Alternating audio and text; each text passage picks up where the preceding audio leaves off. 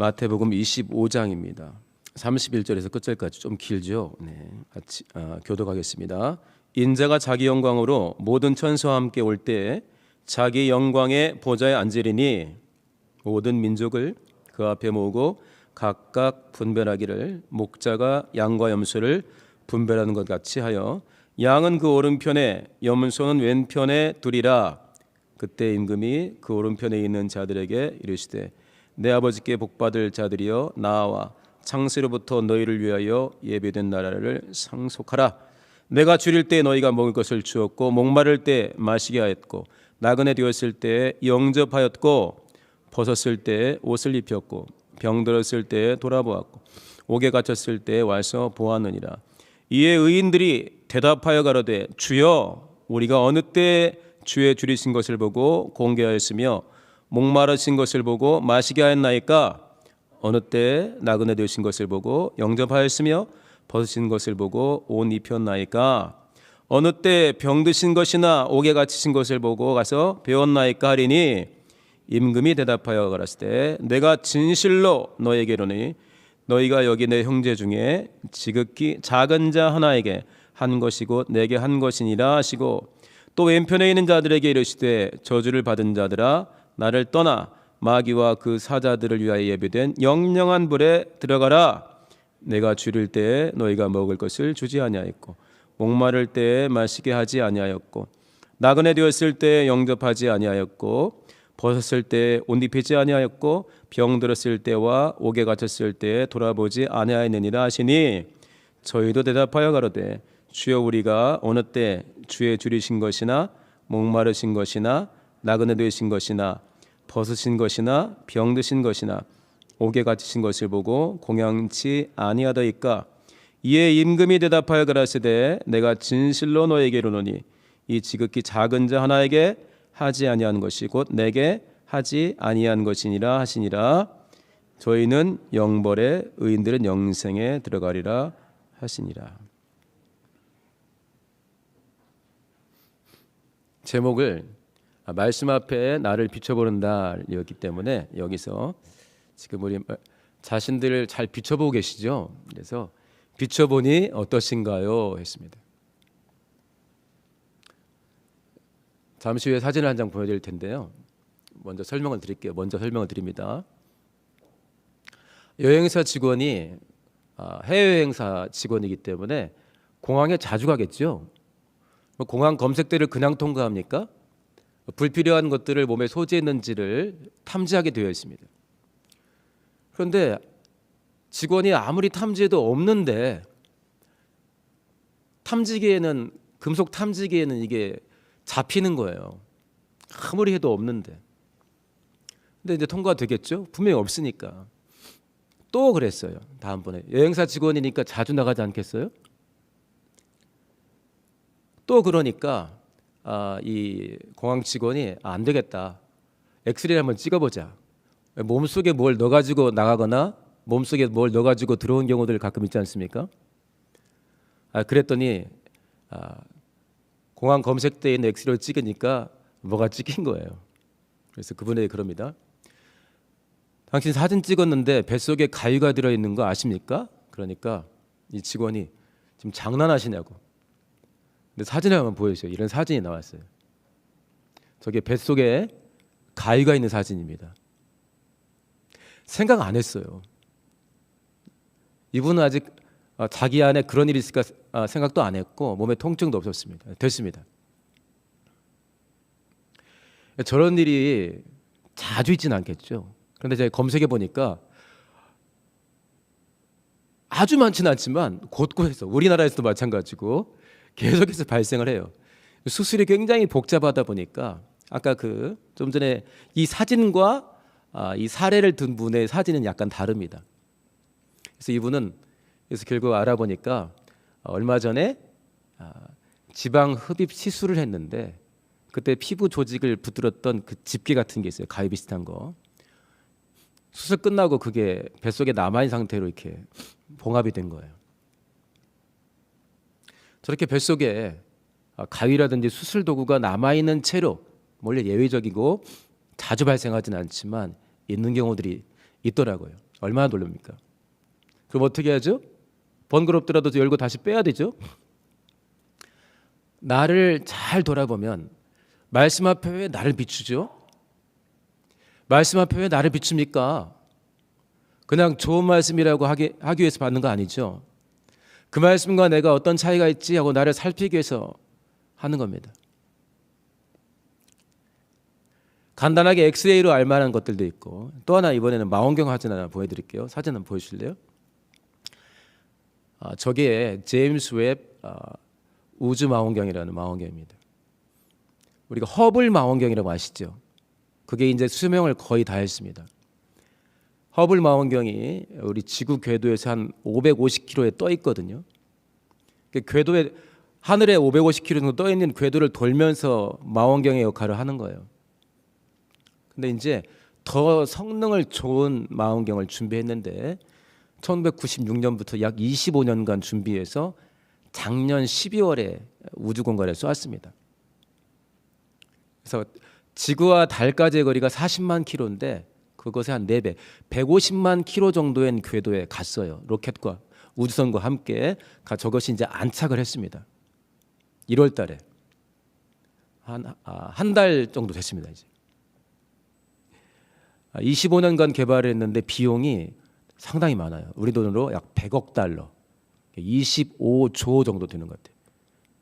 우리가 나사라고 알고 있는 미국 항공우주국, 그다음에 유럽 항공우주국, 캐나다 이 세 곳이 합작해서 만들었는데, 저 망원경 저기 노랗게 보이시죠? 이게 사진인데 저게 이제 금을 도금한 거울이라고 그래요. 저게 18개 붙어 있는데 저거로는 아마 우주 끝까지 보지 않을까 그렇게 추측을 하더라고요.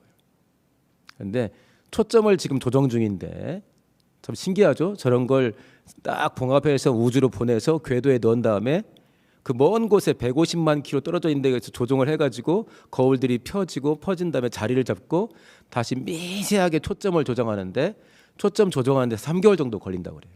됐습니다. 저걸로 볼 수 있는 우주의 사진은 지금 허블 망원경을 통해서 볼 수 있는 것과는 차원이 엄청 다르다고 그래요.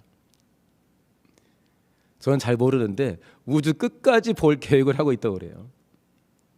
현재 우주 끝은 150광년이라고 하지 않습니까? 빛의 속도로 150년 가야 된다는 것인데, 150억 년 가야 된다는 것인데 그걸 보겠다는 겁니다. 그러니까 저걸로 볼 수 있는 것, 맨눈으로 볼 수 있는 것, 그다음에 엑스레이로 볼 수 있는 것 다르겠죠. 말씀 앞에 우리를 왜 비춥니까?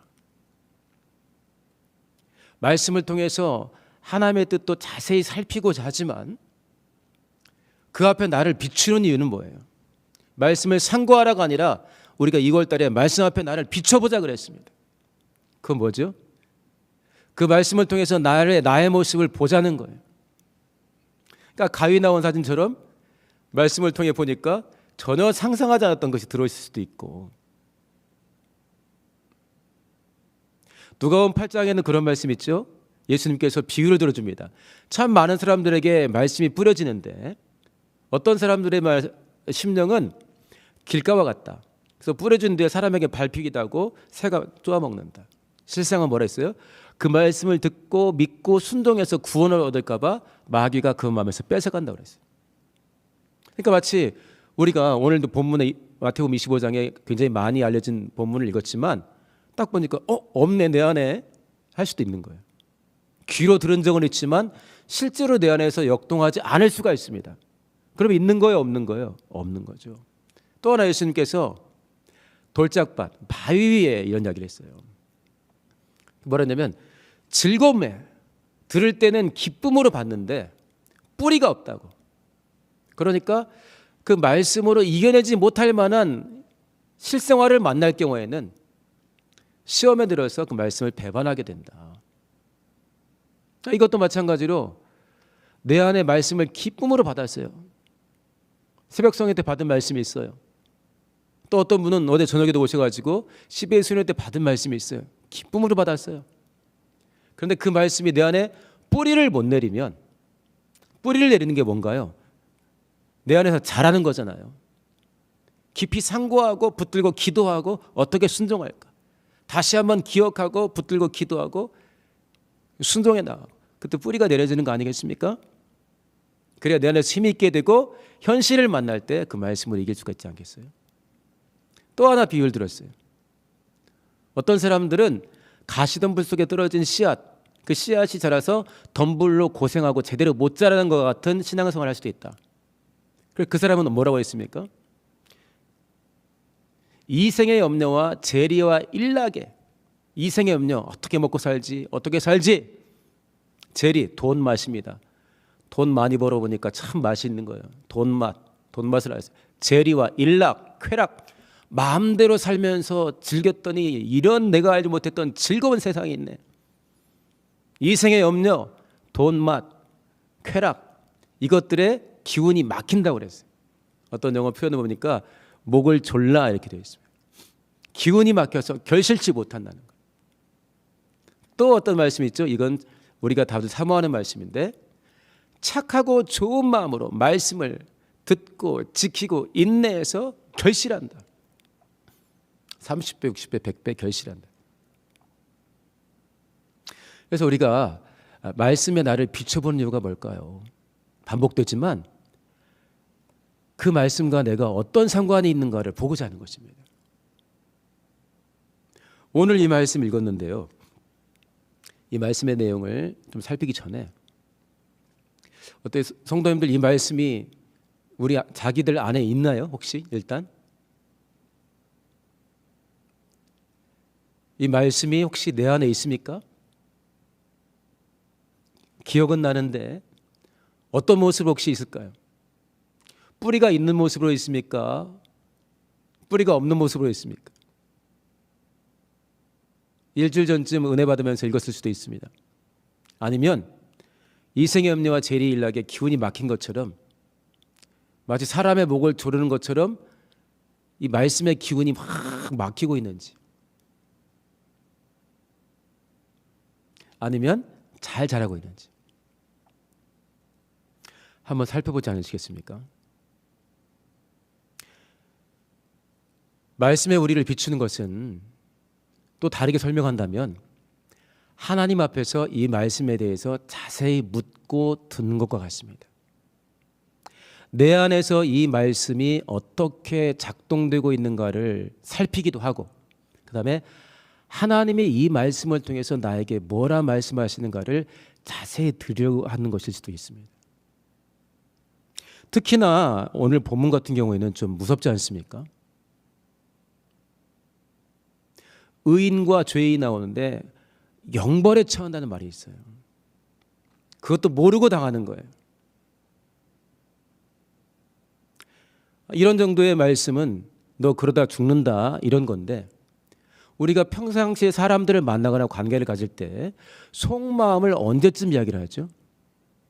속마음까지는 아닐지라도 누군가의 이야기를 충분히 들으려면 환경이 좀 좋아야 됩니다. 시간도 적당해야 되고 그 사람에게 맞아야, 나에게도 맞아야 되지만 그 사람에게도 맞아야 됩니다. 시간도 적당해야 되고 공간도 적당해야 됩니다. 그 다음에 그 사람을 좀 존중해야 되겠죠.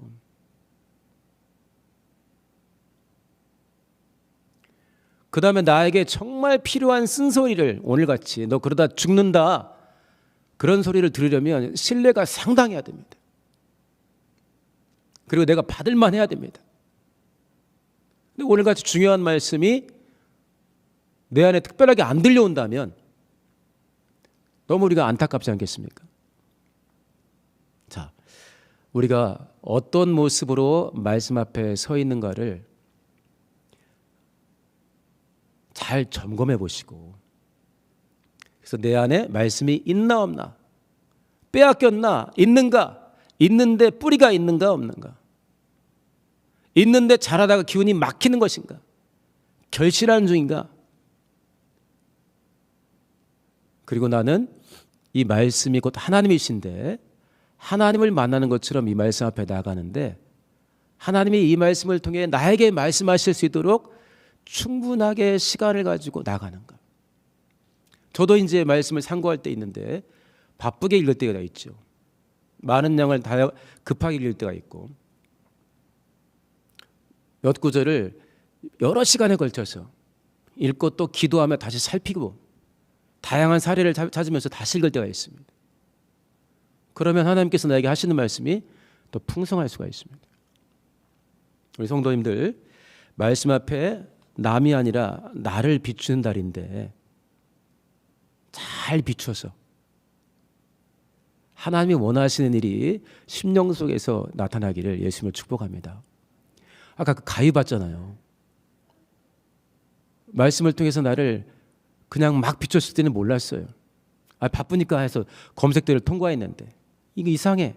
자세히 들여다봅시다 하니까 내가 생각도 안 했던 가위가 보인 것처럼 이 말씀 앞에 내가 서고 이 말씀을 붙들고 상고하면서 간절히 기도하게 되면 내 심령 안에 뭐가 들어있는가를 볼 수가 있는 것입니다.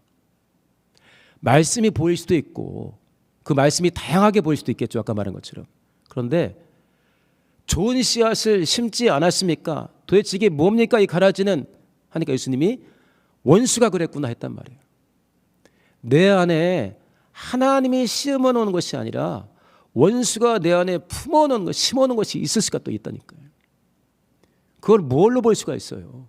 육감으로 봅니까? 그렇지 않아요. 말씀 상고하면서 이 말씀이 내게 어떤 의미 있는가를 상고하고 주께 묻고 기도하면서 이 말씀과 함께 나를 살필 때 말씀은 살았고 운동적이었는데 내 안에 있는 모든 생각을 감찰한다 그랬습니다. 기도하면서 이 말씀을 붙들 때 내 안을 들여다볼 수가 있는 거죠. 자, 말씀을 좀 살펴보겠습니다. 아까 그 우주에 있는 망원경 이야기를 했는데요. 18개의 엄청 큰 거울들을 아주 미세하게 3개월에 걸쳐 조정을 합니다. 각각이 똑같은 걸 보는 게 아니라 마치 오케스트라가 다양한 소리를 내서 아름다운 것을 내듯 그것이 나중에 찍어낸 사진이 18개의 그 거울이 조화를 가지고 정말 선명하게 멀리까지 찍어낸 일을 하는 거예요. 각각의 거울이 역할을 합니다. 근데 이 본문에서도 마찬가지입니다. 이 본문에서 여러 가지를 살필 수가 있겠지만 오늘은 지극히 작은 자가 누군가에 대해서 한번 생각을 좀 했으면 좋겠어요. 사실 예수님의 기준에서는 작은 자, 큰 자가 없습니다. 이건 예수님이 우리들 기준에 맞춘 겁니다. 예수님은 십자가에서도 큰 자들을 위해 죽으신 게 아닙니다. 예수께서 십자가에서 돌아가실 때 목숨을 내어주실 때 큰 자들을 위해서 내주신 게 아닙니다. 예수께는 모든 자가 소중한 자였습니다. 예수께는 모든 자가 목숨을 내어줄 만한 소중한 자였습니다. 그러니까 예수께서 너희 가운데 작은 자가 있고 작은 자 중에서도 지극히 작은 자가 있다는 것은 예수님 기준이 아니에요. 우리 기준이지. 우리가 하는 거에 대해 설명을 해주는 거예요. 근데 이 두 가지, 이 지극히 작은 자가 있는데 이 지극히 작은 자를 분별하는 것도 중요하고 이 지극히 작은 자에게 어떤 행동을 했냐가 다른 행동도 많았을 텐데 예수께서 지금 오늘 오버하시는 게 아니라 너무나 사랑이 충만하고 분별력이 뛰어난 분인데 영벌과 영생에 대해서 아버지께서 예비해 놓으신 영원한 상급과 마귀와 그의 사자들을 위해서 예비한 영원한 불, 이거를 전적으로 대조하면서 지극히 작은 자에게 한 태도를 보고서 이렇게 했으면 이 사람들은 영원한 생명, 이 사람들은 영원한 형벌, 마귀랑 똑같아 하고 너무나 심각하게 차이가 크게 분별을 해버리는 거예요. 이거 어떻게 합니까? 이거는 다시 말하면 지극히 작은 자에게 이런 거 안 했어야 해당되는 사람들은 어느 날 갑자기 나는 건강하다고 생각했는데 당신 말기입니다. 암 말기.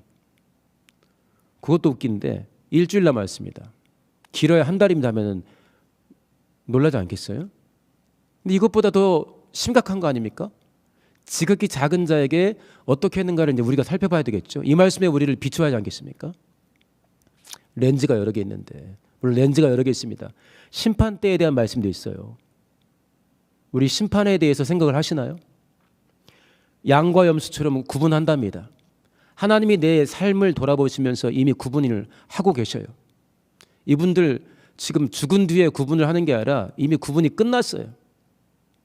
그래서 한쪽에 섰고 이쪽에 섰다는 거예요. 우리의 인생을 하나님이 살피시면서 구분하신다는 거 생각하고 살고 계신가요? 상이 있고 벌이 있다는 걸 생각하며 살고 계신가요? 이게 마치 아까 망원경에 18개의 렌즈 거울이 있는 것처럼 심판에 관련해서 내 행동을 중심을 살펴보시는 것과 관련해서 상에 대해서 벌에 대해서 지극히 작은 자는 누군가에 대해서 이렇게 내 신앙생활에 대해서 면밀하게 돌아볼 수 있는 그리고 정확하게 나를 평가해 볼 수 있는 나를 세세하게 비춰볼 수 있는 하나하나가 굉장히 중요한 안경이 되는 거예요. 거울이 되는 거죠. 작은 자란 뭘까요? 우리가 생각하는 작은 자예요. 본래 키가 작다 해도 이 단어를 쓰게 됩니다. 크기가 작거나 부피가 작아도 똑같은 단어를 씁니다. 품위, 인생의 품위가 격조 높다, 격조가 떨어진다, 거기도 마찬가지예요. 존경할 만하다, 그렇지 않다, 여기에도 마찬가지로 이 단어를 쓰게 됩니다. 그러니까 번역은 보잘것없는 이렇게 해놨어요. 무시당하는, 별로 사람들이 잘 돌아보지 않는, 무시당할 만한 이렇게 써 있습니다. 근데 그 중에서도 지극히 작다는 거예요. 작은 자가 원래 그런 자인데 무시당할 수 있는 만한 이런 자, 존재감이 없는 자, 이게 작은 자인데 지극히 작은 자, 그 중에 제일 작은 자라는 거예요. 이 사람들이 한번 생각해 보세요. 평소에 자기가 알거나 모임에 서 있는 상당히 알려진 사람이 이런 어려움을 당할 때 안 돌아봤다는 게 아니에요. 평소에 남 생각을 전혀 안 한다는 게 아니에요. 그런 사람들은 이렇게 말 안 해도 당연히 알죠. 자기가 찔려가지고. 그런 사람들을 안 돌아봤다는 게 아니에요. 가족 중에 힘든 사람을 안 돌아봤다는 게 아니에요. 여기는 지극히 작은 자예요. 평소에 별로 내 생각이 없는 자입니다. 그리고 무시해도 싸요. 그 사람에게 별로 관심이 없어요.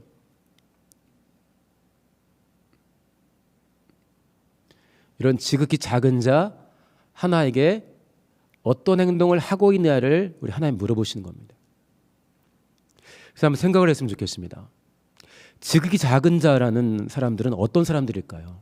왜냐하면 지극히 작은 자라고 분별된 사람에게 내가 하나님의 은혜 가운데 성령의 인도하심 가운데 어떻게 행동을 하고 있냐는 하나님 앞에서는 천국과 지옥으로 분별할 만큼 크고 핵심적인 너무나 중요한 잣대가 된다는 것입니다. 그러니까 작은 자, 지극히 작은 자는 어떤 사람인가를 생각을 해야 돼요. 이렇게 너무나 중요한데 어떻게 생각을 안 할 수가 있겠어요?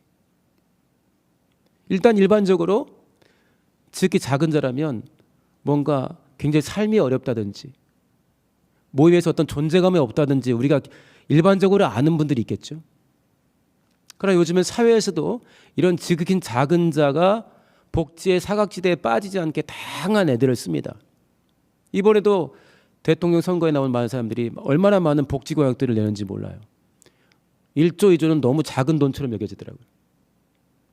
자, 그런 건 우리가 이미 알고 있다 생각해요. 우리 교회도 복지에 대한 문제에 대해서 어려운 이웃을 돌아본 부분에 대해서 생각들을 많이 바꾸고 있습니다. 그런데 또 하나 어떤 사람이 지극히 작거나 작은 자에 속할까요? 일반적이고 객관적인 기준에 그런 사람이 있을 수 있습니다. 살면서 존재감이 별로 없는 사람, 유명하지 않은 사람, 가진 게 적은 사람, 고독하게 어디서 고립되어 숨어있는 사람, 이런 사람도 찾아야겠죠. 근데 중요한 건 뭐냐면 나와 우리 공동체에 이 말 하기 전에 하나님이 알려주시는 작은 자가 또 있습니다. 하나님, 내가 섬겨야 될, 내가 찾아가야 될 작은 자가 누가 있을까요? 그거는 사람들 눈과 내 기준과도 영 다르지만 하나님이 생각하시는 급히 하나님이 생각하는 돌봄이 필요한 영혼들을 생각나게 해주실 수가 있습니다. 그런데 오늘 우리가 고민하고 싶은 게 뭐냐면 나와 우리 공동체의 기준에 제가 한두 차례는 이야기했는데 나와 우리 공동체의 기준에 의해서 내게 무시당하거나 공동체에 무시당하는 사람들이 있을 수가 있습니다. 이걸 왜 이야기하냐면 이런 사람들도 작은 자, 지극히 작은 자에 해당될 수가 있는데 만약에 해당된다면 뭐가 문제냐면 사실은 내 기준에 우리 공동체의 기준에 지극히 작은 자라고 여겨지는 사람들은 우리가 사실 신경을 많이 안 써요.